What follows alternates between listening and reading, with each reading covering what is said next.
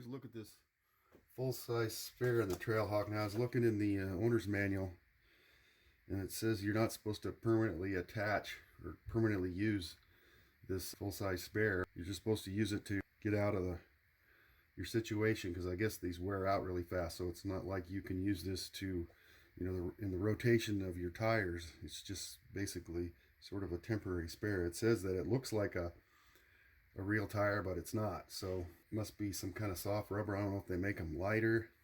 On page 247 of my Trailhawk owner's manual, it says right here, the full-size spares for temporary emergency use only. This tire may look like the original equipment tire on the front and rear of the axle of your vehicle, but it is not.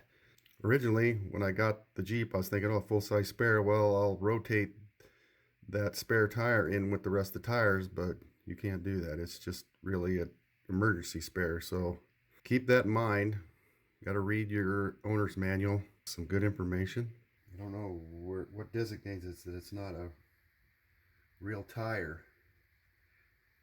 DOTVN 8T DA9, whatever all that means. It was made in Canada.